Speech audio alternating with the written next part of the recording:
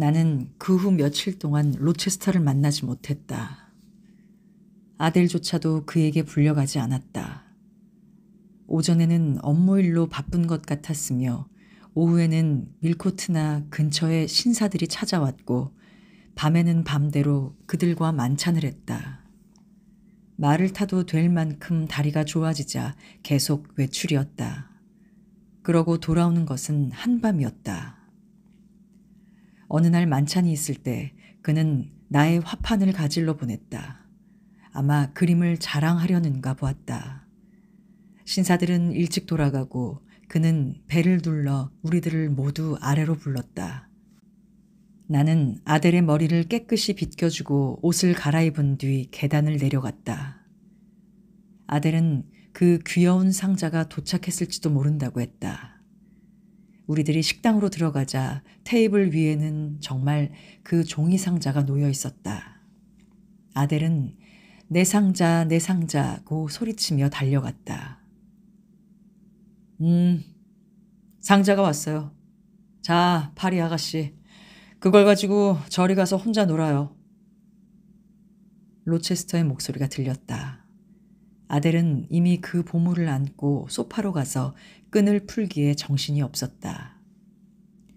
그녀는 끈을 풀자 안에 든 은빛 포장지를 집어들고 이렇게 소리쳤다. 어머나, 어쩜 이렇게 멋질까? 그러고는 황홀한 듯이 들여다보았다. 에어 선생님은 어디 있어요?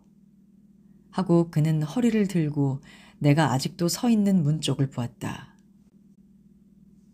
이리 오시오. 이리 와서 앉으시오. 그는 자기 가까이로 의자를 당겨 놓았다. 그렇게 멀리 의자를 가져가서는 안 돼요. 내가 지정한 곳에 앉아주세요. 그런데 우리 집 할멈은 어디 갔어? 그 사람을 푸대접해서는 안 되지. 피는 물보다 진하니까. 그는 배를 눌러 페어팩스 부인을 불렀다. 안녕하세요, 부인. 당신의 자비심이 필요해요. 난 아델에게 선물을 주었는데 그의 말동무가 좀 되어줘요. 그것이 무엇보다도 자비로운 일이에요. 아델은 부인을 보자 소파로 끌고 가 사기 그릇, 상아 세공 같은 것들을 무릎 가득히 펼쳐놓고 실로 수상쩍은 영어로 설명을 해댔다. 자, 이젠 선량한 주인 역할을 다한 셈이에요. 하고 로체스터는 말했다. 손님을 즐겁게만 해주면 나도 자신의 즐거움에 젖을 수가 있어요. 에어 선생님, 의자를 좀 더 앞으로. 아니, 그래도 멀어요. 나는 이 푹신한 의자에서 몸을 움직이지 않으면 당신의 얼굴이 보이지 않아요. 하지만 난 움직이기가 싫어요. 나는 다소 그늘진 곳이 좋다고 생각했지만 로체스터의 지시는 실로 명확했으므로 곧 그대로 했다. 로체스터 씨는 전과는 인상이 달라 보였다. 입모습은 웃고 있고 눈은 빛나고 있었다. 그것이 포도주를 마신 탓인지는 모르지만 식사 뒤에 풍요한 기분이 감도는 것 같았다. 그는 잠시 동안 불을 보고 있었기 때문에 나도 그를 가만히 보고 있자니까 그는 갑자기 이쪽을 돌아보았다. 나를 관찰하는군요, 에어 선생님. 나를 미남이라고 생각하시오? 하고 그는 말했다. 만일 생각해 볼 틈이 있었다면 나는 적당한 대답을 했을지 모르지만 대답은 금세 나의 입에서 새어나오고 말았다. 아니요. 아, 그래요? 당신도 좀 이상한 사람이군. 엄숙하고 소박하고 확실히 어딘가 달라 보여요. 그리고 질문을 받으면 무례하진 않지만 뜻밖의 대답을 하니까요. 그건 무슨 뜻이죠? 용서하세요. 제가 너무 솔직하게 말씀드렸나요? 괜찮소. 나의 어디에서 결점을 발견했지요? 나는 모든 게 만족스러운데. 로체스터 씨, 제발 부탁이니까 아까 드린 내 대답을 취소해 해주세요. 모난 말은 하지 않을 셈이었는데 그만. 아무렴요. 나도 그렇게 생각해요. 하지만 당신은 그 책임을 져야 해요. 우선 나를 비판한 것. 나의 이마가 마음에 안 드시오? 그는 지능적인 앞 이마를 내밀었다. 이 이상한 질문에 나는 어떻게 대답해야 좋을지 몰랐다. 꽤 곤란한 것 같군요, 에어 선생님. 내가 미남자가 아니듯이 당신도 미인은 아닌데 그 난처해하는 모습은 당신에게 잘 어울려요. 하여간 아가씨, 난 오늘 밤 얘기를 많이 하고 싶군요. 그는 일어나 대리석의 벽난로에 기대어 섰다. 그의 가슴은 팔다리의 길이에 비해 넓었다. 그의 풍채 속에는 자랑스러움이 있었고 보통 사람과는 다른 힘이 어딘가에 숨어 있었다. 오늘 밤은 얘기를 많이 하고 싶어요. 그래서 당신을 불렀어요. 처음에 이리로 불렀을 땐 나를 꽤 괴롭혔죠. 그 뒤 당신을 거의 잊고 있었어요. 오늘 밤은 서로 마음을 탁 터놓고 얘기를 해서 당신을 좀 더 알고 싶어요. 자, 얘기해 주세요. 나는 얘기 대신 미소를 지었지만 그것은 만족의 것도 유순한 것도 아니었다. 이 사람이 다만 얘기에 지나지 않는 얘기, 자기 자랑을 늘어놓는 정도를 기대한다면 그건 상대를 잘못 본 것이겠지. 하고 나는 속으로 생각했다. 기분이 상하셨나? 나는 다짜고짜 묻기만 했으니까. 아무튼 용서해요. 사실 난 당신을 손 아랫사람으로 취급할 생각은 없어요. 나와 당신의 나이는 20년의 차이가 있고 경험은 1세기의 차이가 있어요. 내가 당신에게 느끼는 우월감은 단지 그것뿐이요. 잠시 나와 얘기를 나누고 그리고 나를 위로해달라는 것은 이 우월에 의한 권리예요. 나는 그의 겸양에 대해 전혀 무감각하지는 않았고 또 그러고 싶지도 않았다. 내 힘으로 될 수 있는 것은 기꺼이 해드리겠어요. 하지만 어떤 얘기가 좋을지 전혀 알 수가 없어요. 뭔가 물어보세요. 성의껏 대답해드리겠어요. 그럼 우선 지금 말한 이유로 내가 다소 건방지고 무례한, 때로는 강제적인 태도를 취해도 당신은 인정해 주시겠습니까? 네, 좋을 대로 생각하세요. 그건 옳은 대답이 못 돼요. 확실히 대답해줘요. 난 당신이 나보다 나이가 많다거나 세상을 널리 아는 것만으로 나에게 명령할 권리는 없다고 생각해요. 오히려 자신의 경험과 연륜을 어떻게 이용하느냐 하는 점이 중요하다고 생각해요. 한 대 또 맞았군요. 하지만 당신은 나의 명령적인 어조에 화를 내지 말고 또 때로는 나의 명령에 복종해야 돼요. 어때요? 나는 미소했다. 나는 급료를 받고 있는 졸개가 명령을 받고 화를 낼까봐 물어보는 주인이 있으리라고는 꿈에도 생각지 못했어요. 급료를 받고 있는 졸개? 당신이 내 졸개라고? 아이고, 그걸 잊고 있었어. 그럼 그 금전상의 입장에서 내가 다소 거만하게 구는 것을 용서해 주시겠습니까? 아니, 그게 아니고 당신이 잊고 있었던 입장, 고용인이 자기를 즐거이 받드는 것이 옳지 않느냐 하는 점이라면 마음껏 그렇게 하세요. 그럼 세속적인 인사나 형식을 떠나도 되겠군요. 나는 약식과 무례를 혼동하진 않아요. 약식은 나의 취향에 맞지만 무례는 자유의 몸인 이상 가령 급료 이상으로 볼 때도 용납할 수 없어요. 당신의 대답에 찬성이요. 솔직해서 좋아요. 한 3,000명의 가정교사 중에서 지금 당신처럼 대답할 사람은 아마 3사람밖에 되지 못할 거야. 난 괜히 칭찬한 게 아니오. 되게 다른 사람과 다른 형태의 인간이라 해도 그리 자랑할 것은 못 돼요. 자연 그대로일 것이니까.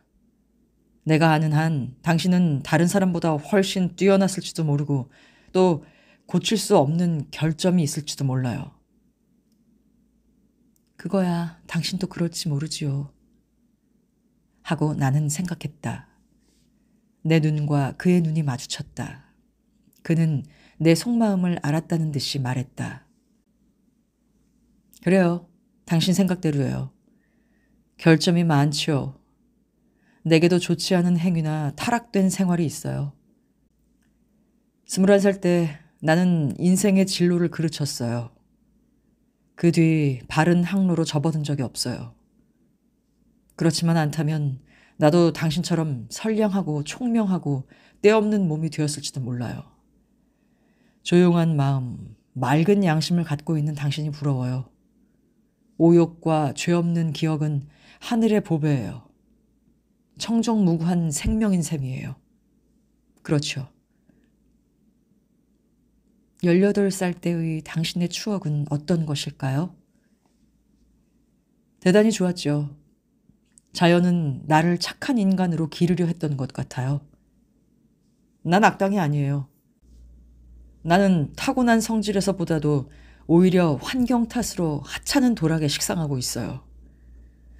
이런 말을 당신에게 하는 것은 이상하지만 잘 기억해 두세요.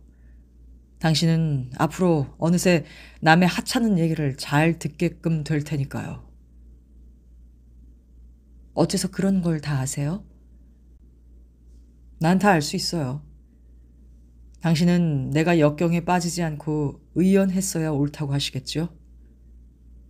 운명이 나를 괴롭혔을 때 난 지혜가 부족했어요. 에어 선생님, 후회는 생명의 독이에요.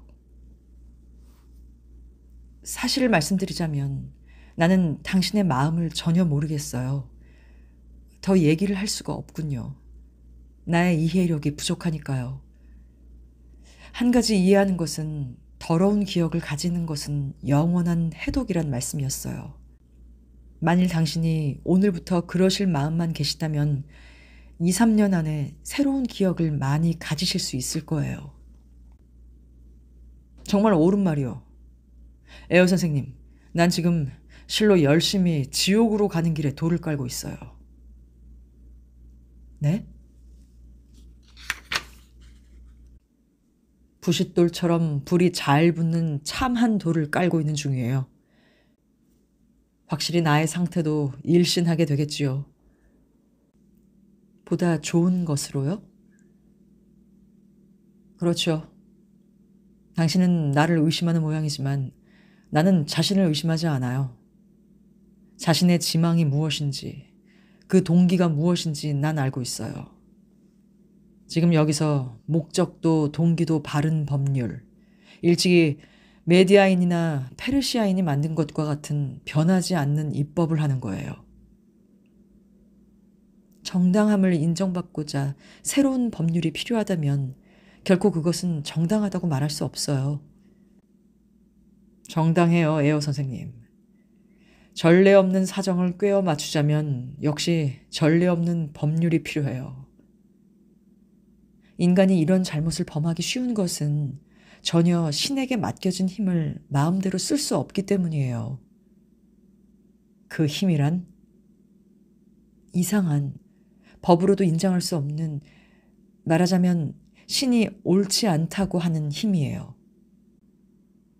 옳지 않다. 그래, 당신이 말한 바로 그 말대로야. 그럼 그 행위가 제발 옳기를. 하고 나는 자리에서 일어났다. 어디 가시오? 아들을 재우러. 이미 잘 시간이 지났어요.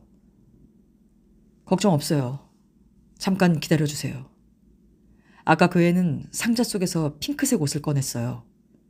바로 입어봐야지 하고 방을 뛰쳐나갔어요. 지금 그 옷을 입고 이리로 올 거예요.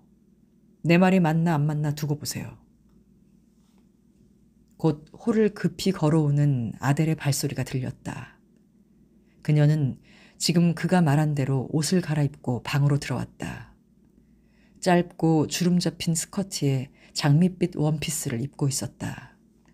이마에는 장미꽃 관을 쓰고 비단 양말을 신고 조그만 흰 샌들을 신고 있었다. 이 옷 예뻐요? 깡총깡총 뛰면서 아델은 소리쳤다. 그리고 이 신발은? 양말은? 춤출 테니까 잠깐 기다려요. 옷자락을 펄럭이며 방을 가로질러 로체스터 씨 곁으로 왔다. 그 앞에서 발끝으로 가볍게 한 바퀴 돌고 무릎을 꿇고 말했다. 아저씨의 호의에 1000만 번 감사드립니다. 그러고는 일어나며 다시 말했다. 엄마도 늘 이렇게 했어요? 확실히 그랬어. 하고 그가 대답했다. 저런 식으로 저애의 어머니는 내 영국제 바지 주머니에서 잉글랜드 금화를 빼내어 갔어요. 나도 철이 없었지요. 옛날에 나의 뺨을 물들였던 청춘의 색깔은 지금 당신을 싱싱하게 보여주는 그 인생의 봄빛에 못지 않았습니다. 하지만 내 청춘은 이미 가버렸어요. 나의 손에 저 프랑스의 작은 꽃을 남긴 채 더러 기분이 좋지 않을 때는 그 꽃도 버리고 싶어져요. 특히 지금처럼 기교적인 동작을 보여주면 더욱 그래요. 난 오히려 하나의 덕행을 쌓음으로써 가지가지의 죄가 사해진다는 카톨릭의 가르침을 본받아 저 애를 기르고 있는 거예요. 언젠가는 그 얘기마저도 해드리죠. 그럼 안녕히 주무세요.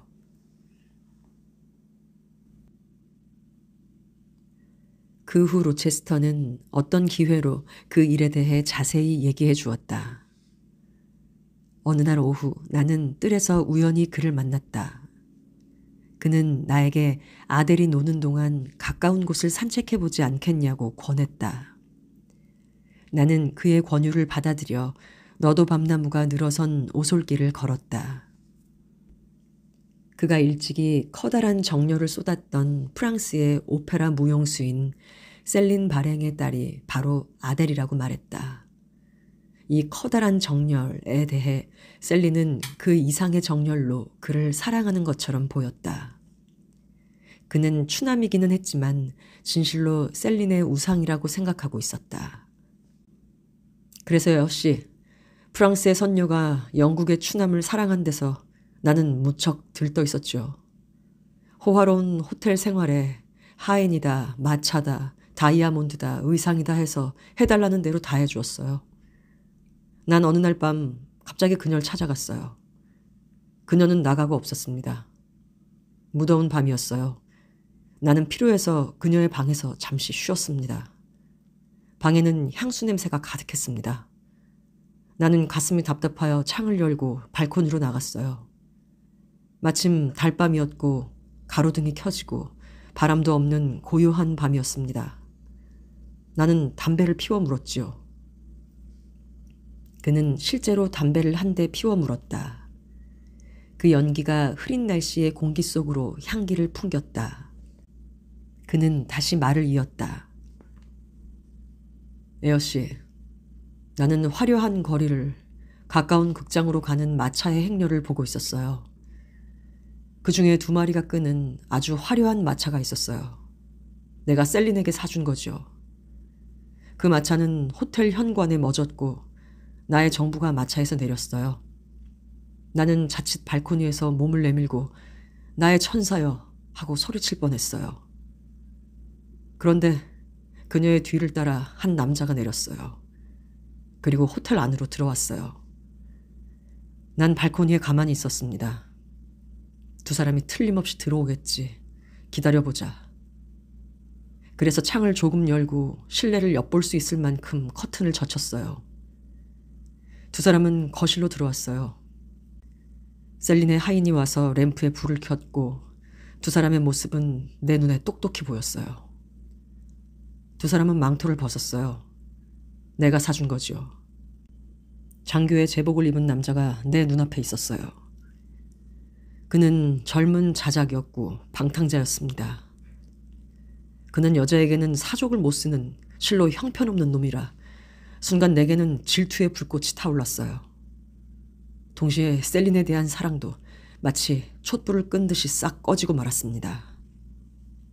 저런 하찮은 남자 때문에 나를 배신할 여자라면 내가 사랑할 가치도 없다고 생각했습니다. 두 사람은 뭔가 짓거리기 시작했습니다. 우연히 내 명함이 한 장 테이블 위에 놓여 있어서 내가 화제가 된 거예요. 두 사람은 나를 마구 깎아내리더군요. 특히 셀리는 나의 용모, 풍채를 말했는데 말하자면 불구자라는 거예요. 그런데도 평소에는 나를 침이 마르도록 칭찬을 했으니까요. 그 점이 당신과 판이하게 다른 거예요.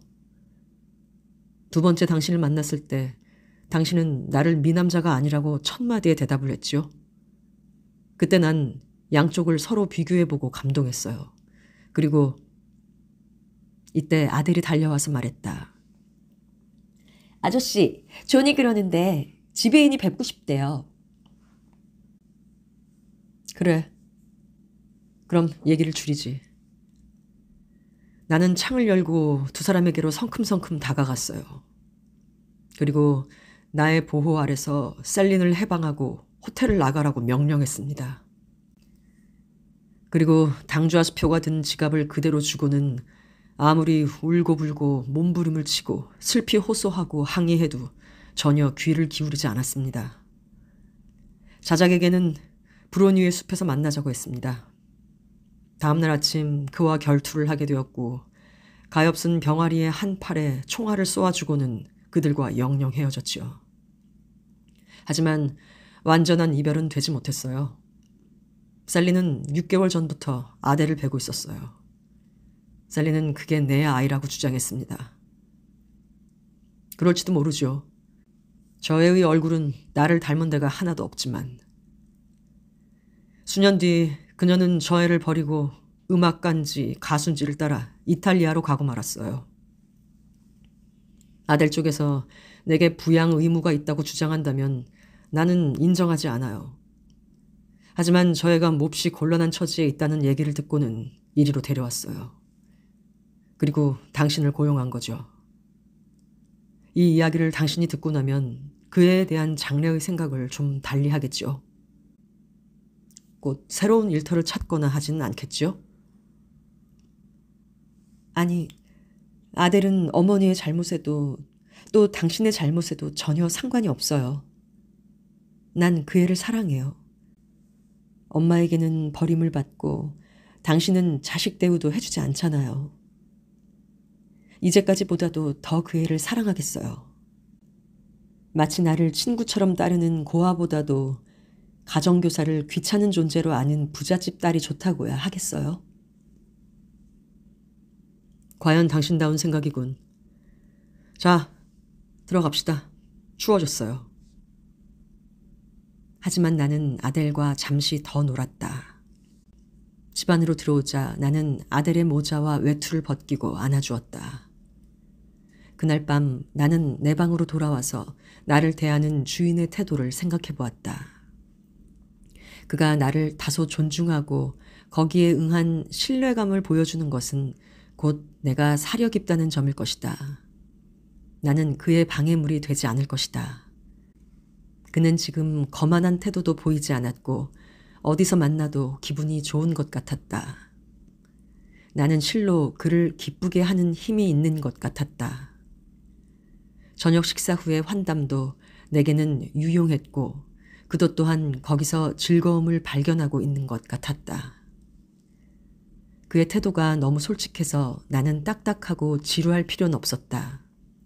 동시에 조리 있고 친절하게 나를 대해주었고 그래서 나의 마음을 끌었다. 때로는 주인이 아니라 육친 같은 느낌이 들었다. 가녀린 초승달 같은 나의 운명이 차츰 보름달처럼 커져가는 것 같았다. 생활의 공백이 메꾸어지고 몸도 훨씬 튼튼해지고 살도 찌고 힘이 생겼다. 로체스터 씨의 얼굴은 내가 이 세상에서 가장 보고 싶은 것으로 변형하고 말았다. 그가 방에 있다는 것은 어떤 따뜻한 불보다도 좋았다. 그러나 나는 그의 결점 또한 잊을 수가 없었다. 그는 종종 그 결점을 내게 보여주었으니까. 그는 무엇보다도 속된 것을 대단히 싫어하고 그러한 것에는 거만하고 가혹했다. 또 그는 화를 잘 냈다. 이유도 없이 격노했다. 하지만 그것은 가혹한 운명의 장난에서 오는 것 같았다. 내가 보기에는 좋은 환경에서 태어나 좋은 교육을 받고 행복한 운명의 별 아래 놓인 사람들보다 더 뛰어나 선량한 성격과 고매한 정신, 청결한 지향이 그에게는 있어 보였다. 그래서 나는 어떻게 하든 그의 슬픔을 함께 슬퍼하고 그리하여 그의 괴로움을 덜어주고 싶었다. 나는 촛불을 끄고 자리에 들었지만 깊이 잠이 들진 않았다. 아무튼 뭔가 음산하고 알 수 없는 중얼거림이 들렸고 잠은 완전히 깨어나고 말았다. 그 소리는 나의 방 바로 위에서 나는 것 같았다. 촛불을 켜두었으면 좋았을 걸 하고 생각했다. 깜깜한 어둠이 나를 감싸고 있었다. 나는 몹시 겁이 났다. 일어나 앉아 귀를 기울였다. 아무 소리도 들리지 않았다. 잠을 청했지만 심장이 뛰고 침착성을 잃고 말았다. 그때 뭔가가 침실 문에 부딪혔다. 마치 방 밖의 복도에서 손으로 더듬는 것만 같았다. 누구예요? 하고 나는 물었지만 대답은 없었다. 나는 소름이 끼쳤다. 정적은 신경을 가라앉혔다.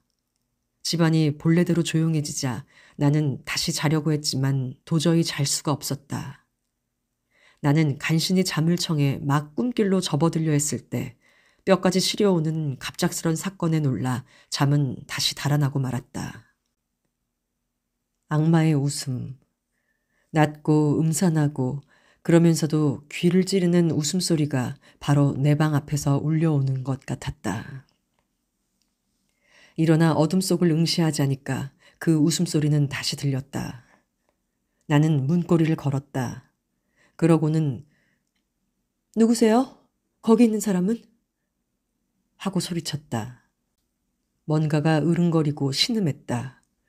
이윽고 3층 계단 쪽으로 가는 발소리가 들렸다. 계단의 문이 열리고 닫히고 사방은 다시 고요해졌다. 그레이스 풀일까? 그 사람이 악마에 홀린 것일까? 하고 나는 생각했다. 혼자 이렇게 있을 수만도 없었다. 페어팩스 부인에게 가야지. 나는 부지런히 상의와 쇼를 걸치고 문고리를 벗기고 떨리는 손으로 문을 열었다. 문 밖의 복도 바닥에 촛불이 놓여 있었다. 나는 깜짝 놀랐다. 주위의 공기가 매캐한 연기로 뒤덮여 있었다. 도대체 어디서 이 연기가 날까 하고 좌우를 둘러보았다. 어디서 뭔가가 타는 냄새가 났다. 뭔가 끼익 하고 뒤틀리는 소리도 났다. 문이 조금 열려 있었다. 그것은 로체스터 씨의 방이었고 거기서 연기가 펑펑 쏟아져 나오고 있었다. 나는 순간 그 방으로 뛰어들었다. 불꽃은 침대가에 활활 타오르고 있었고 커튼이 타고 있었다. 불꽃과 연기 속에 로체스터 씨는 꼼짝도 않고 잠들어 있었다. 일어나세요! 어서요! 하고 나는 소리를 질렀다. 그의 몸을 마구 흔들었지만 뭔가 중얼중얼하고는 몸을 뒤척일 뿐이었다. 그는 연기에 취해 정신을 잃고 있었다. 순간의 여유도 없었다. 시트에 불이 붙었다. 나는 세면대의 물통으로 달려갔다. 2개의 그릇에 물은 가득히 담겨 있었다. 나는 그 중에 하나를 끌어안고 침대와 사람에게 쫙 하고 부었다. 그러고 내 방으로 달려가 국자를 들고 와서 다시 침대에 퍼부어댔다. 실로 신의 도움으로 침대를 태우려던 불길을 잡을 수가 있었다. 픽픽 하고 불이 꺼지는 소리, 국자가 깨지는 소리, 그리고 내가 퍼부은 물 때문에 마침내 로체스터 씨는 눈을 떴다. 주위는 캄캄했지만 그가 정신을 차린 것을 알 수 있었다. 뭐야, 홍수야? 하고 그는 소리쳤다. 불이 났어요. 일어나세요. 지금 막 몸에 붙은 불을 끈 참이에요. 등불을 갖고 오겠어요. 아니, 제인이요, 아니야. 나를 도대체 어떻게 할 셈이야? 나를 물에라도 쳐넣을 작정인가? 제발 일어나 주세요. 지금 촛불을 갖고 올게요. 누군가가 무슨 일을 꾸미고 있어요. 빨리 살펴보는 것이 중요해요. 자, 일어났어요. 하지만 촛불을 가져오는 것은 일러요. 옷을 갈아입을 때까지 조금만 기다리세요. 자, 됐어요. 빨리 불을 가져와요. 나는 뛰어가 아직 복도에 놓여있는 촛불을 들고 왔다. 그는 그것을 받아 침대를 조사했다. 새까맣게 탄 자국에 시트는 흠뻑 젖었고 침대의 융단은 물에 뜰 정도였다. 무슨 일이지? 누가 그랬을까? 하고 그는 내게 물었다. 나는 내가 겪은 모든 얘기를 다 해주었다. 그는 자세히 듣고 있었지만 놀랍다는 기색보다는 수심이 얼굴에 떠올랐고 얘기가 끝났는데도 가만히 있었다. 페어팩스 부인을 부를까요? 하고 나는 물어보았다. 아니, 그럴 필요는 없어요. 가만히 계세요. 아, 쇼를 하고 있군. 그래도 춥거든 저기 있는 내 망토를 쓰세요. 내가 입혀줄까요? 자, 의자에 앉으세요. 잠시만 당신을 여기 두고 갔다 오겠어요. 내가 올 때까지 가만히 있어요. 다른 사람을 부르면 안 돼요. 그는 나갔다. 그는 발소리를 죽이고 계단을 올라갔다. 나는 어둠 속에 혼자 남았다. 귀를 기울여도 아무 소리도 들리지 않았다. 꽤 오랜 시간이 걸리는 것 같았다. 나는 피로했고 망토를 뒤집어 썼어도 추웠다. 로체스터 씨의 명령을 어기고 내 방으로 가려던 참에 복도를 걸어오는 발자국 소리가 들렸다. 창백하고 대단히 침울한 표정으로 그는 돌아왔다. 모든 진상을 확인했어요. 그는 세면대 위에 촛불을 놓고 말했다. 내가 예상했던 그대로야. 어떻게 된 일이에요? 그는 말이 없었다. 팔짱을 끼고 서 있었다. 한참 만에 다소 이상한 어조로 내게 물었다. 가만히 있자. 당신이 침실 문을 열었을 때 뭔가를 보았다고 했죠? 아니, 복도에 촛대가 놓여있을 뿐이었어요. 하지만 이상한 웃음소리를 들었다고 했잖소.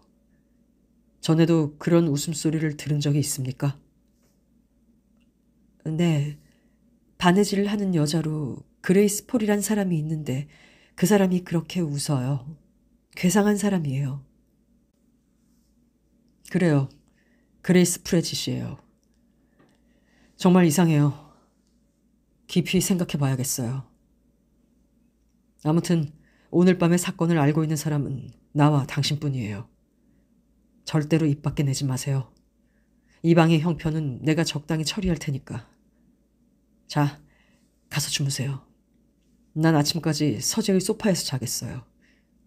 벌써 4시가 다 되어가는군. 6시면 하인들이 일어나요. 그럼 안녕히 주무세요. 하고 나는 걸음을 옮겨 놓았다. 아니, 날 이대로 그냥 내버려 두고 갑니까? 그렇게 쉽게. 가도 좋다고 하시고선. 하지만 이별의 인사는 있어야죠. 당신은 나의 생명의 은인이에요. 그런데도 마치 난 모르는 길손처럼 가버리다니 그건 안 돼요. 하다못해 악수라도 하게 해주세요. 그는 손을 내밀어 내 손을 잡았다. 처음에는 한 손으로, 다음에는 2손으로 감싸주었다. 당신에게서 이 막대한 부채를 진 것이 나는 기뻐요. 이것으로 내가 할 말은 끝이에요. 다른 사람 같으면 모르지만 당신은 달라요. 당신에게 은혜를 입는다는 것은 조금도 짐이 되지 않아요, 제인. 그는 말을 끊고 나를 지켜보았다.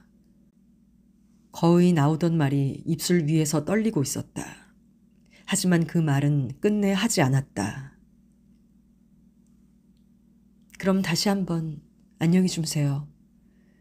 이런 때는 부채도 은혜도 짐스러운 것도 아무것도 없어요. 나도 어쩐지 그런 생각이 들었어요. 언제 어느 때 어떤 방법으로든지 당신은 틀림없이 나의 도움이 될 거라고. 처음 당신을 만났을 때 나는 당신의 눈에서 그걸 읽었어요. 참으로 이상해. 그럼 나의 소중한 수호신, 편히 쉬세요. 그 목소리에는 이상하게도 힘이 들어있었고 얼굴은 빛났다. 우연히 잠을 깨서 참으로 다행이었어요. 하고 나는 가려고 했다. 아니, 정말 갑니까? 추워요. 추워? 무리도 아니지. 물속에다 세워두었으니까. 그럼 가보세요, 제인.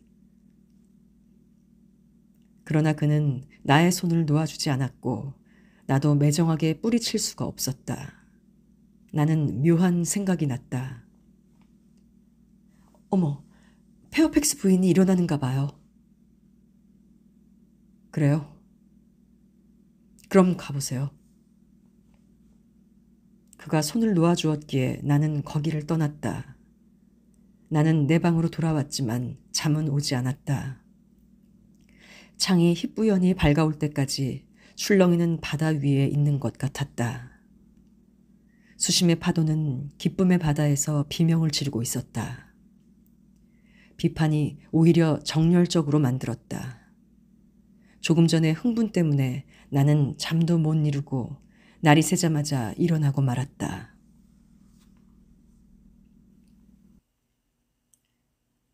다음 날 아침. 나는 로체스터시를 보고 싶기도 하고 또 두렵기도 했다. 하지만 오전 중은 별일 없이 지나갔다. 다만 아침 식사 바로 뒤에 로체스터시의 거실 바로 근처에 페어팩스 부인, 리어, 요리사들의 떠드는 소리가 들렸을 뿐이다. 침대 안에서 나으리가 그래도 움직이게 된 게 참으로 다행이야. 그러니까 한밤중에 불을 켜두는 것은 위험하댔잖아요. 물통을 쉽게 찾은 것을 보니 그래도 정신에 여유가 있었나 봐. 하지만 왜 사람들을 깨우지 않았을까?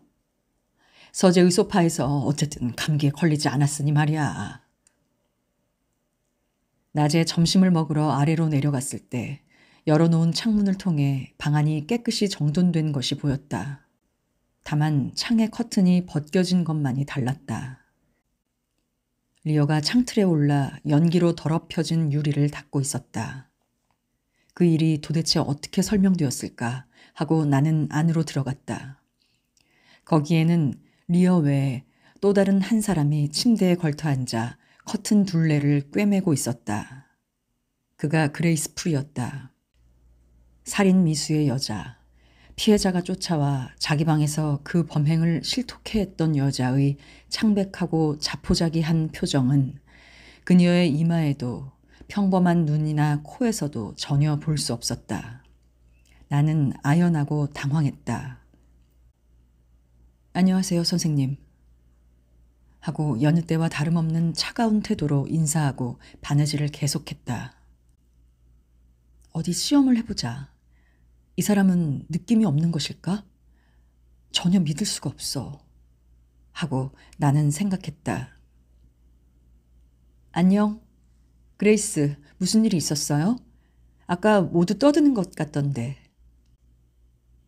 어젯밤에 나으리가 촛불을 켜놓고 자다가 커튼을 태웠을 뿐이에요. 이불과 침대에 붙기 전에 껐대요. 묘한 일도 있구나. 나는 목소리를 낮추었다. 나는 이상한 웃음소리를 들었어요. 하고 창문을 닫고 있는 리어에게 들리지 않도록 말했다. 난 처음에 파일럿이 아닌가 생각했어요. 하지만 파일럿은 웃지 않아요. 웃음소리는 틀림없이 들었어요.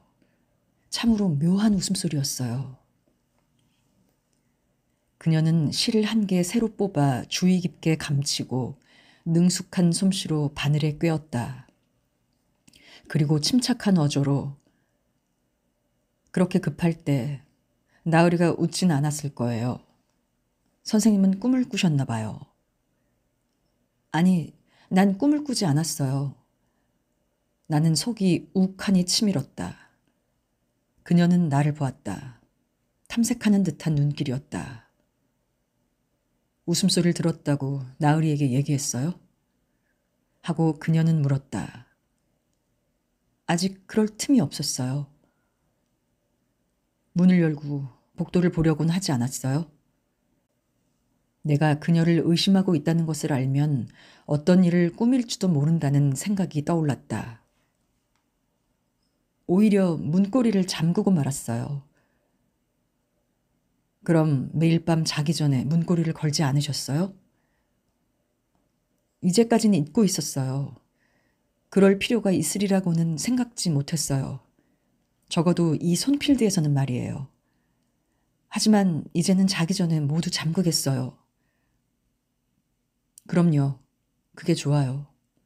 이곳은 조용한 곳이고 도둑이 들었다는 얘기도 들어보지 못했어요. 하지만 난 조심하는 게 좋다고 생각해요. 선생님, 하느님도 재앙을 막는 일은 도와주지 못하니까요. 잘 분별해서 재앙에서 몸을 지켰을 때는 은총을 주시지만 나는 이 기적에도 가까운 냉정함과 위선을 눈앞에 두고 아연실색할 수밖에 없었다. 거기에 쿡이 와서 페어팩스 부인이 기다린다고 말했다. 나는 그 방을 나오고 말았다. 점심을 하는 동안 나는 부인의 얘기에 거의 신경을 쓰지 않았다. 그만큼 그레이스 풀의 성격에 대해 생각하고 있었다. 그리고 그녀의 손필드에서의 지위에 대해 생각했다. 주인은 어젯밤 그녀가 범인이라고 단언하지 않았는가. 어떤 비밀스런 이유로 주인은 그레이스를 고소하지 않는 것일까? 또 어째서 내게도 함구령을 내렸을까? 이상해서 견딜 수 없었다. 만일 그레이스가 젊고 아름다운 여자였다면 로체스터 씨가 그녀를 위해 그렇게 하는 것도 있을 수 있다고 생각했다. 그러나 그녀 같은 얼굴로는 도저히 무리한 얘기였다. 하지만 일찍이 장난으로 그녀를 건드렸고 그녀는 이 한때의 장난이 가져다 준 권리를 유효하게 이용하여 로체스터 씨가 그렇게 했다면 나는 그레이스 풀에 대한 생각을 급히 떨어버리려고 했다. 황혼이 왔고 아델은 소피와 놀기 위해 아이들 방으로 갔다. 리어가 나타났다. 페어팩스 부인이 차를 준비해 놓고 기다린다고 말했다. 나는 아래층으로 내려갈 수 있는 즐거움을 느끼며 방을 나섰다. 그것은 다소라도 로체스터 씨와 가까이 있을 수 있다는 의미도 되었다. 아, 차를 드시고 싶을 때일 것 같아서. 점심을 안 드시더군요. 기분이 좋지 않나 생각했어요. 얼굴이 붉은 것을 보니 열이라도 있는 걸까요? 아니에요. 난 기운이 좋아요. 이렇게 몸이 좋은 것은 이상할 정도예요. 그럼 많이 드셔서 건강하다는 증거를 보이세요. 요기를 다 끝날 때까지 차를 좀 따라주세요. 뜨개질 끝내자 그녀는 일어나 블라인드를 내렸다. 오늘 밤은 유난히 더 맑군요. 창 너머로 시선을 보내면서 부인은 말했다. 별은 나와 있지 않지만 로체스터 씨의 여행에는 아주 좋아요.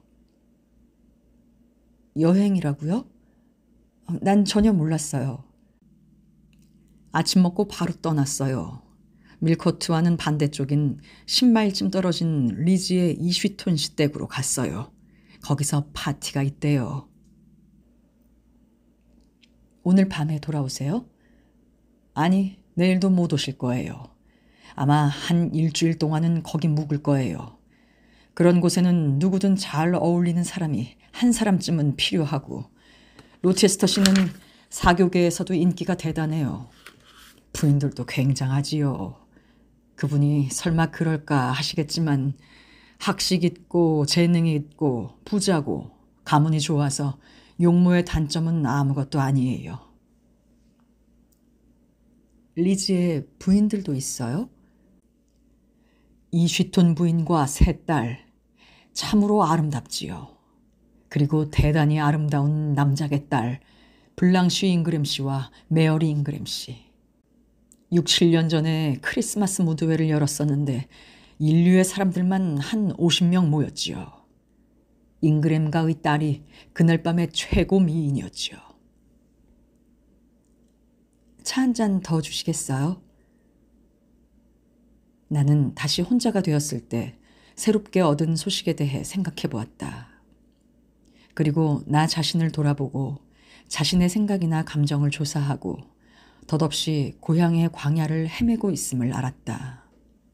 그래서 나는 이러한 나를 꽉 잡아 안전한 곳으로 데리고 가려고 애썼다. 제인 에어 같은 커다란 바보는 일찍이 이 세상에 존재한 일이 없다. 네가 로체스터 씨의 마음에 들었다고? 그분을 기쁘게 할 힘이 있다고?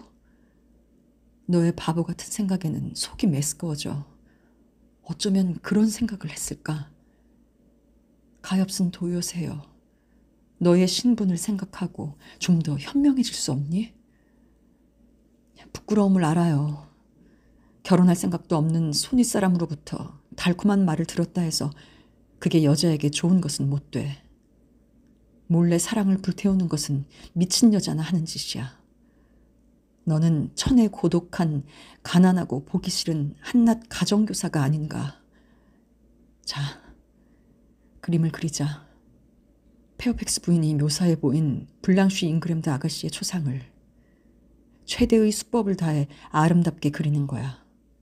그리고 거기다가 재능 있는 명문의 딸 블랑쉬 아가씨라는 이름을 붙이는 거야.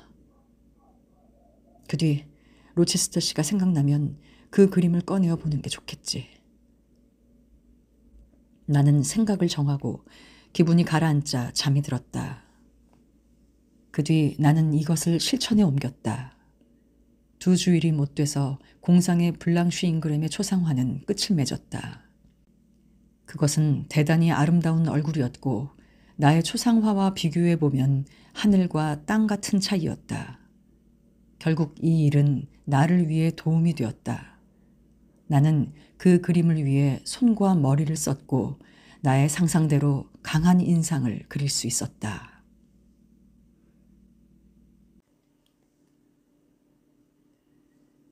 그럭저럭 열흘이 지났는데도 로체스터 씨한테는 아무 소식이 없었다. 페어팩스 부인의 말을 빌리면 가령 그 길로 바로 대륙으로 건너갔다 해도 별로 놀랄 일은 아니라고 했다. 그는 전에도 이번처럼 집을 나가 오랫동안 돌아다닌 적이 있다고 했다. 나는 실망을 느꼈다. 하지만 기운을 되찾고 설레는 마음을 달래었다. 너하고는 관계가 없는 일이 아니니? 따뜻한 대우에 오히려 감사해야지. 그분을 너의 슬픔이나 기쁨, 기타 섬세한 감정의 대상으로 살아선 안 돼. 너에게도 자존심이 있지 않니? 나는 날마다의 일을 조용히 처리해 나갔다. 그가 집을 비운 지 2주일이 넘어서 페어팩스 부인에게 한 통의 편지가 왔다. 주인한테서 왔어요. 하고 부인이 말했다. 그녀가 봉투를 뜯고 내용을 읽는 동안 나는 계속 커피를 마셨다. 자, 이 집도 이젠 꽤 시끄러워질 것 같아요. 그리 오랫동안은 아니겠지만. 부인은 아직도 안경 앞에 편지를 든 채 말했다. 이에 대한 설명을 부인에게 요구할까 말까 하고 생각하는 사이에 나는 아델의 앞치마끈을 묶어주었고 컵에 우유를 따라주기도 했다. 그러고 나서 나는 자연스러운 어조로 말했다. 로체스터 씨가 쉽게 돌아오진 않겠죠? 아니, 바로 와요. 사흘 안으로라고 쓰여 있으니까 목요일이 되겠지요. 하지만 혼자 오시는 게 아니에요. 그쪽에서 훌륭한 분들을 많이 데리고 온대요. 온 집안이 북적거리겠지요. 부인은 식사도 별로 하지 않고 일을 위해 자리에서 일어났다. 그녀의 예언대로 사흘 동안은 대단히 바빴다. 임시로 고용한 세 사람의 여자가 닦고 쓸고 페인트 칠을 하고 그야말로 야단법석이었다. 이러한 소란 속을 아델은 기뻐서 어쩔 줄 모르며 뛰어다녔다. 공부는 쉬고 있었다.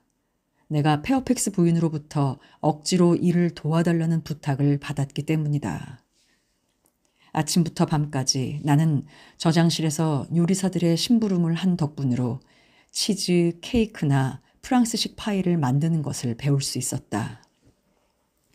손님들은 목요일 오후 6시에 만찬을 할 수 있도록 도착할 예정이었다. 그동안 나는 괴상한 상념에 시달릴 시간이 없었고 누구 못지않게 명랑하고 활발하게 일했다고 생각한다. 하지만 가끔은 불안이나 어두운 예상의 세계로 던져졌는데 그것은 그레이스 풀을 볼 때였다. 그는 하루에 단 1시간만 아래에 내려와 있고 나머지 시간은 전부 3층에 가 있었다.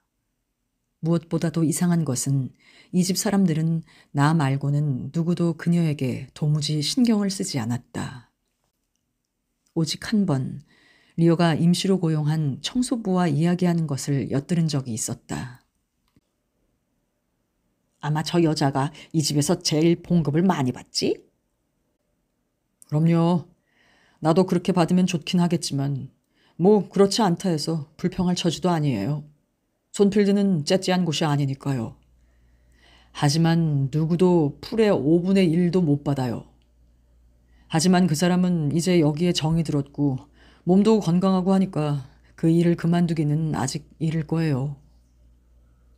일솜씨도 좋겠지? 그야 뭐 자기 일은 척척 잘 해내요. 리오가 의미 있게 대답했다. 누구도 그 사람 대신은 안 돼요.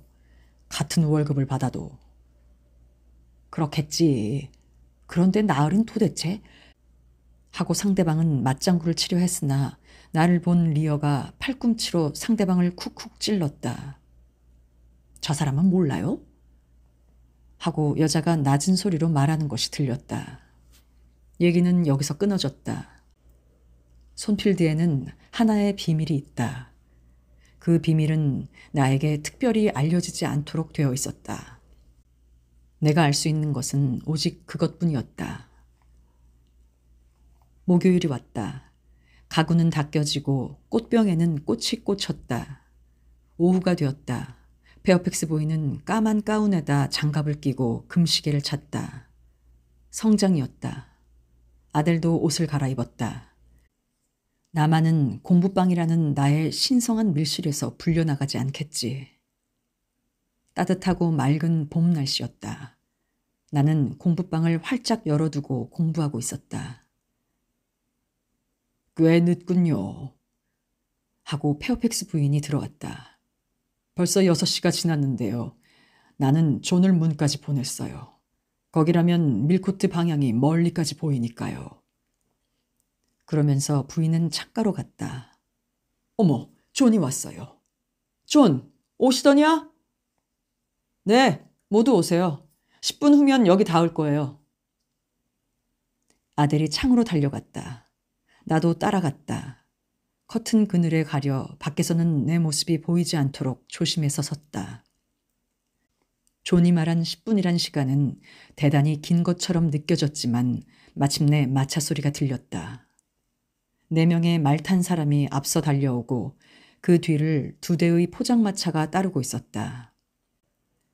말을 탄 4사람 중 2은 젊고 발랄한 신사였다. 3사람째는 로체스터 씨였고 파일럿이 달려오고 있었다. 그리고 로체스터 씨와 나란히 한 귀부인이 같은 속도로 말을 몰고 있었다. 잉그램 아가씨! 하고 페어팩스 부인은 소리치며 급히 계단 아래로 뛰어내려갔다. 아델이 자꾸만 아래로 내려가겠다는 것을 나는 무릎에 안고 확실히 부르기 전에는 멋대로 내려가서는 안 된다고 타일렀다. 아델은 울었다. 하지만 내가 엄격한 얼굴을 보이니까 도리 없이 눈물을 닦았다. 홀은 금세 술렁거렸다. 신사들의 굵은 목소리와 소녀들의 맑은 목소리가 뒤섞여 들렸다. 더욱 확실한 웃음소리는 주인인 로체스터 씨의 낭랑한 음성이었다. 이윽고 가벼운 발소리가 계단을 오르고 복도를 지나 밝은 웃음소리와 함께 문이 열리고 닫히고 그리고 조용해졌다. 옷을 갈아입나 봐. 아델은 귀 기울이고 하나하나의 순간을 포착해 가다가 프랑스 말로 이렇게 말하고는 한숨을 쉬었다. 배고프지 않니, 아델? 고파요, 선생님. 식사한 지 벌써 대여섯 시간은 되니까요. 그래? 그럼 손님들이 방에 있는 동안에 내가 내려가서 먹을 것을 가지고 올게. 나는 조심스럽게 방을 나와 주방으로 내려가는 뒷 계단으로 갔다. 주방은 일하는 사람들로 북적거렸다. 나는 그 사이를 뚫고 간신히 주방에 닿아 닭고기와 빵, 접시 2개와 나이프, 그리고 포크를 들고 2층으로 왔다. 복도에서 뒷문을 닫으려고 했을 때 숙녀들은 웃고 떠들면서 막 방에서 나오려 하고 있었다. 그래서 나는 복도 끝에 창 없는 어두운 곳에 숨어 있었다. 먹을 것을 들고 오다 들키면 창피하기 때문이다. 이윽고 방에서는 아름다운 숙녀가 성장을 하고 밝고 가벼운 미소를 띠며 나타났다. 청아한 명문의 부인들의 한때가 서서 움직이는 인상을 나는 일찍이 본 적이 없었다. 나는 아들이 공부방의 문을 조금 열고 살짝 내다보고 있는 것을 발견했다. 어머, 참 고운 분들이구나. 저런 부인들의 곁에 가면 얼마나 좋을까? 식사가 끝나면 아저씨는 우리를 아래로 불러주실까? 천만에요. 오늘 밤은 귀부인들 생각을 하지 않는 게 좋아요. 아마 내일이 되면 만나볼 수 있겠지. 자, 당신의 요리를 가져왔어요. 아델은 정말로 배가 고팠기 때문에 정신없이 먹었다. 이렇게 요리를 가져올 수 있는 것은 참으로 행운이었다. 자칫하면 아델도 나도 저녁을 굶을 판이었다. 아래층 사람들은 너무 바빠 우리를 잊고 있었던 것이다. 나는 아델에게 평소보다 훨씬 늦게 자는 것을 허락했다. 밤이 훨씬 깊어서 응접실에서는 음악이 흘러나왔다. 아델과 나는 2층 계단 위에 앉아 들었다. 누군가가 성악도 했다. 여자인데 실로 아름다운 음성이었다. 독창이 끝나자 이중창이 계속되고 갑자기 나는 로체스터 씨의 목소리를 들으려고 애썼다. 시계가 11시를 쳤다. 아델은 나의 어깨에 머리를 기대고 금세라도 눈을 감을 듯하고 있었다. 나는 그녀를 안아다 침대에 눕혔다. 1시가 되어도 신사숙녀들은 침실로 가지 않고 있었다. 다음 날도 날씨는 좋았다.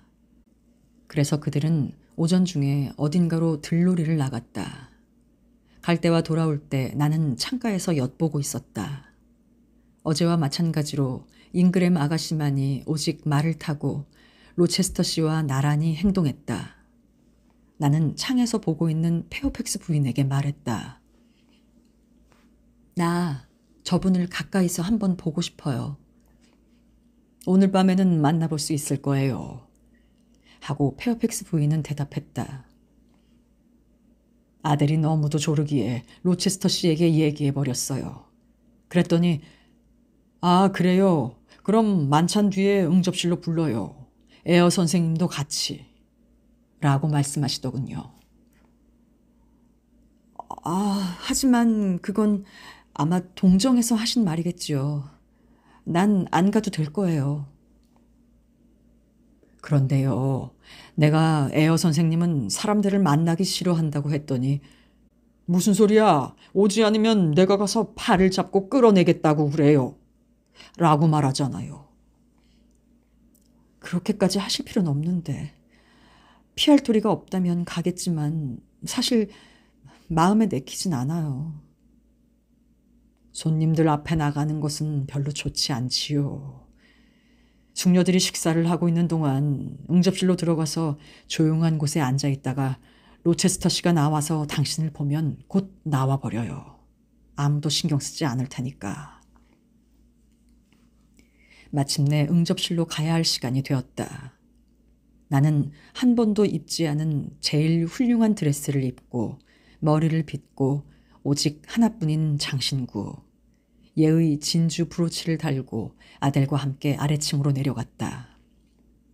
운 좋게도 손님들이 식사를 하는 응접실을 지나지 않고도 응접실로 들어가는 또 하나의 문이 있었다.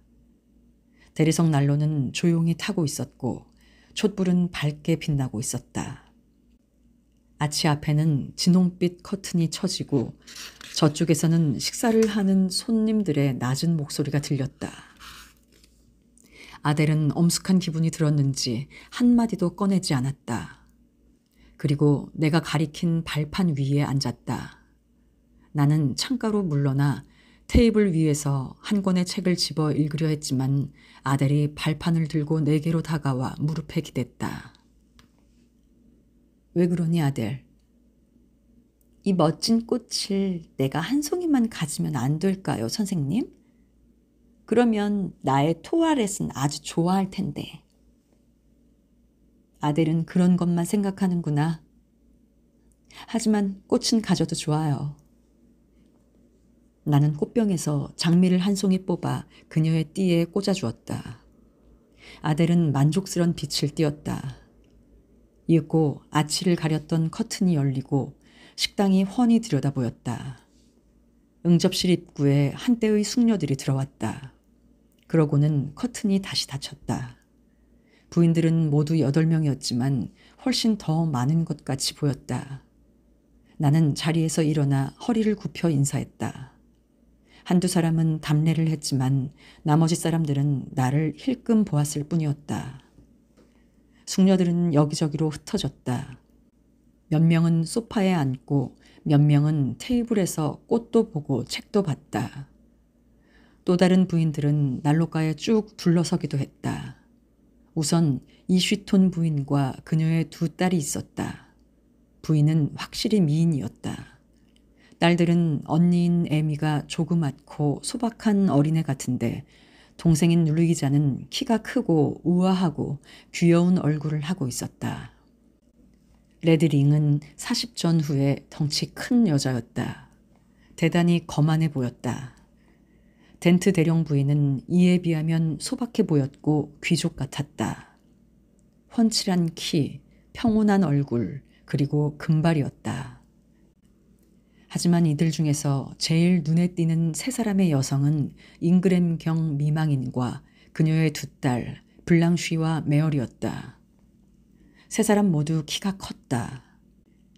미망인은 한 50쯤 되어 보였고 그녀의 용모와 태도에는 역겨울 정도의 거만함이 엿보였다. 그리고 그녀의 눈은 험악하고 냉혹했다. 나는 그녀의 눈에서 리드 부인을 생각했다. 블랑쉬와 메어리는 마치 포플러처럼 키가 컸다. 메어리는 키가 큰 대신 몸이 가늘어 보였지만 블랑쉬는 마치 여자 사냥꾼 같은 체격이었다. 물론 나는 특별한 관심을 가지고 그녀의 용모가 페어픽스 부인의 말대로 아름다운 가를 알고 싶었다. 그리고 내가 공상으로 그린 그림과도 다소 닮았는지 알고 싶었다. 또 3번째는 로체스터 씨의 마음에 들지 안 들지를 보고 싶었다. 그녀의 자태는 실로 페어픽스 부인의 설명과도 같았고 나의 공상과도 같았다. 하지만 얼굴은 어머니를 꼭 닮고 있었다. 젊고 주름이 없다 뿐 좁은 이마에다 그 거만성까지 담고 있었다. 메어리는 블랑쉬에 비교하면 순진한 얼굴을 하고 있었다. 눈과 코도 훨씬 부드러운 느낌이고 살결도 희었다. 하지만 그녀에게는 생기가 없었다. 얼굴은 표정이 없고 눈에는 빛이 없었다. 나는 과연 잉그램 아가씨가 로체스터 씨의 마음에 들 것이라고 생각했을까? 나는 도저히 알 수 없었다. 나는 그의 여성미에 대한 기호를 알지 못했다. 그가 만일 위험 있는 여자를 좋아한다면 그녀는 실로 위험의 전형이었다. 대개의 신사들이 이 아가씨에게 반하겠지. 또 로체스터 씨가 지금 그녀에게 반해 있음을 나는 알고 있지 않은가. 아델은 귀부인이 들어오자 일어나 성큼성큼 걸어가더니 크게 인사를 했다. 봉주르. 그러자 잉그램 아가씨는 그녀를 바보 취급하듯이 내려다보며 말했다. 아유, 쬐끄만 인형. 레드링이 말했다.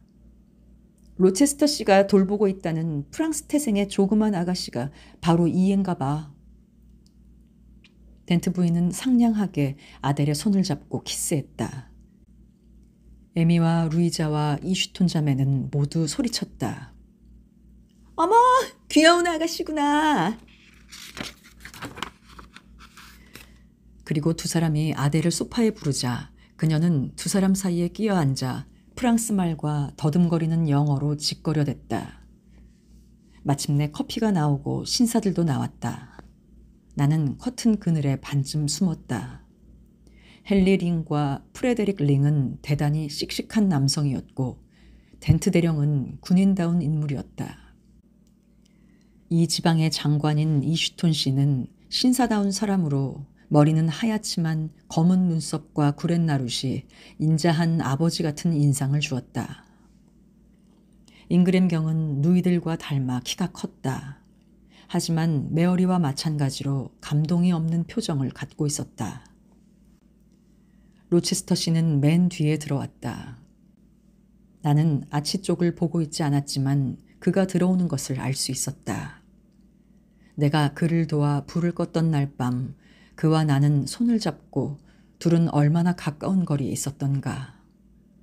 그런데도 지금 우리 사이는 얼마나 먼가.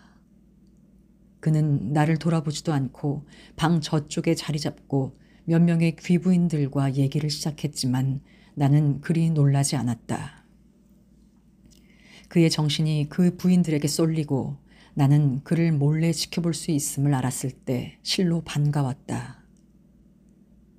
아름다움은 보는 사람의 눈에 달렸다는 말은 실로 바른 말이다. 나의 주인의 핏기 없는 올리브색 얼굴, 굵은 눈썹, 움푹한 눈, 엄격한 얼굴, 꽉 담은 무서운 입 모습, 활력과 결단과 의지로 가득 찬 이러한 것들은 보통은 아름답게 보이지 않지만 내게 있어서는 아름다움을 확실히 넘은 것이었으며 완전히 나를 지배했고 나의 감정을 내 마음대로 움직이는 힘을 잃게 했으며 자기에게 완전히 예속시켜버렸다. 나는 그를 생각하려고는 하지 않았다. 내게서 싹트는 사랑의 싹을 잘라버리려고 참으로 얼마나 노력했던 것일까. 그런데도 다시 한번 그를 본 순간 나의 사랑의 싹은 더욱 무성하게 자라지 않는가. 그는 나를 돌아보지도 않고 나로 하여금 자기를 사랑하게 만들고 말았다. 나는 손님들과 그를 비교해 보았다.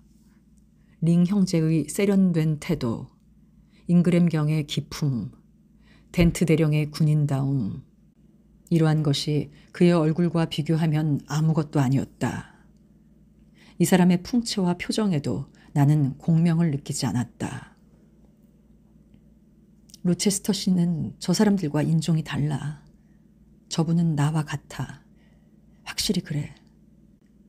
그런데 어째서 5, 6일 전에 나는 저 사람의 손에서 봉급받는 외에는 아무 관계도 없다고 생각했던가. 고용주 이상으로 그분을 생각하는 것을 자신에게 금했던 것일까.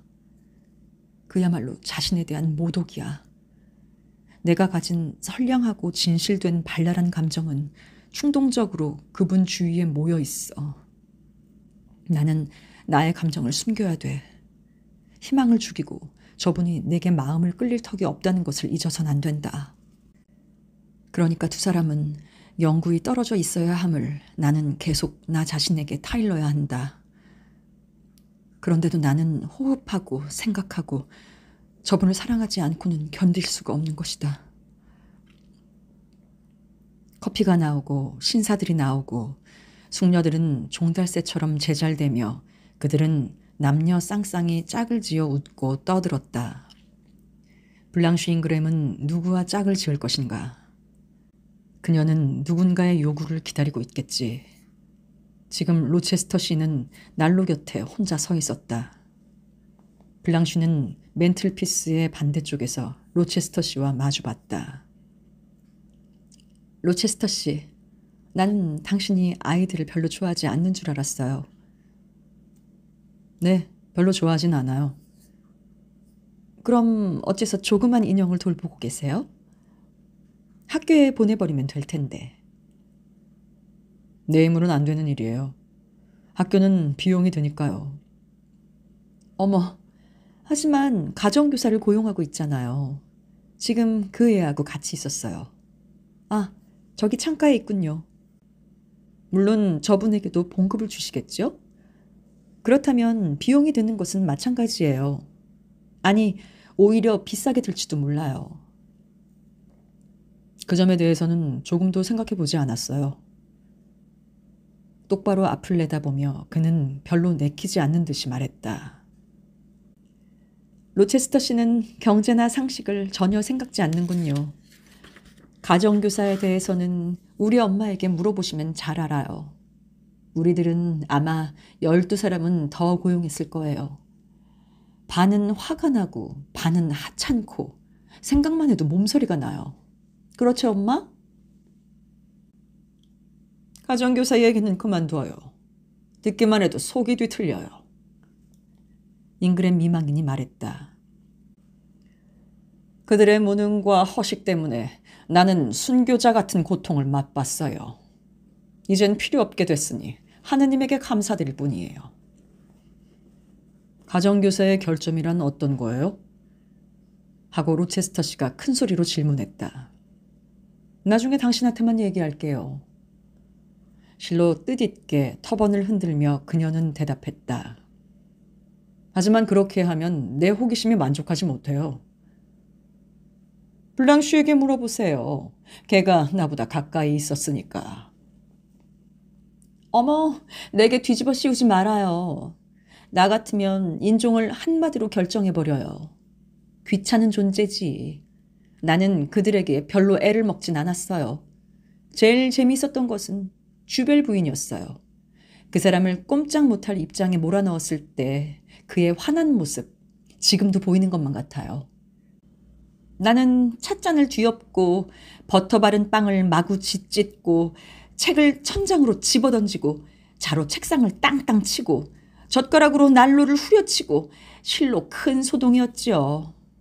엄마가 그걸 보고 좋지 않은 경향이라고 생각하고 그녀를 집에서 쫓아내었어요.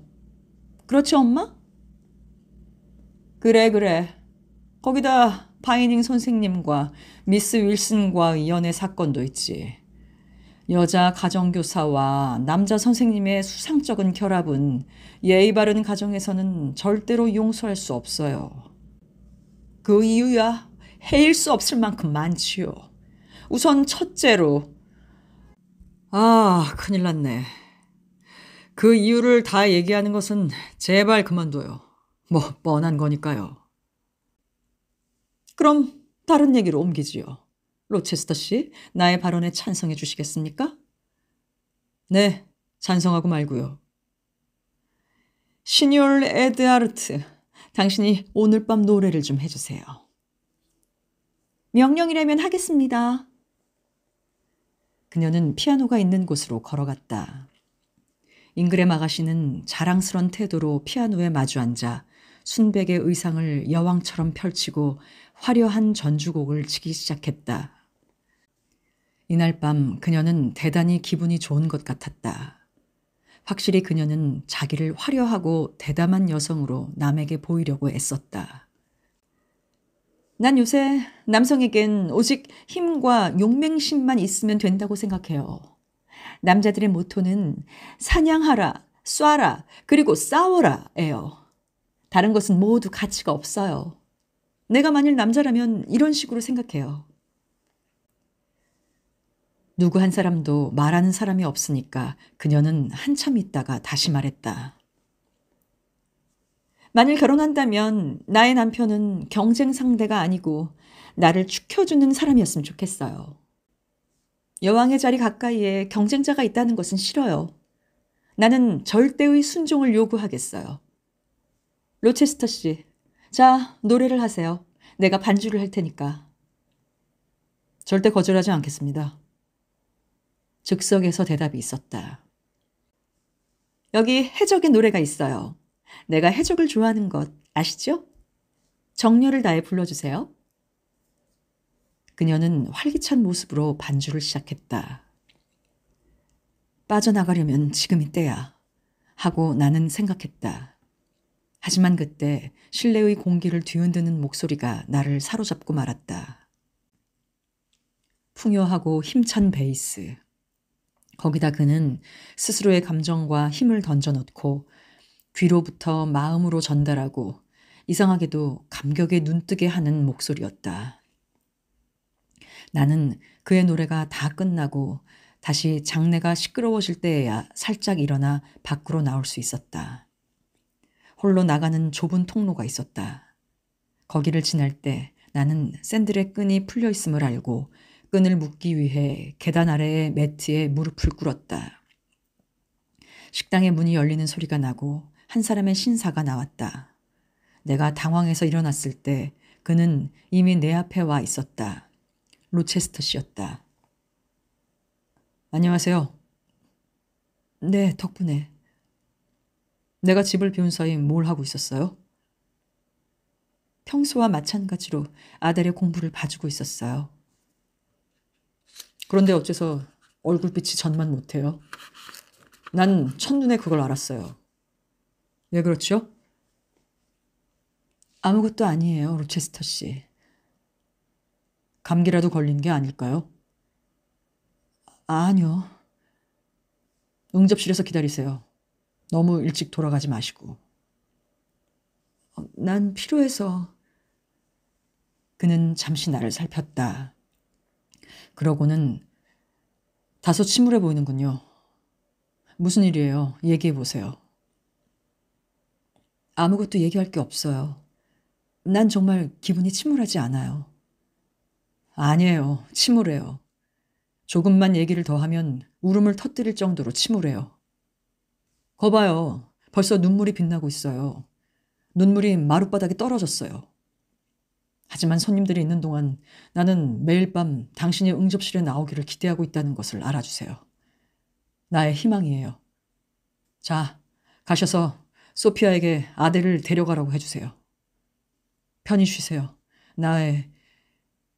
그는 말을 끝내지 않고 입을 굳게 다물고는 급히 내 곁을 떠났다.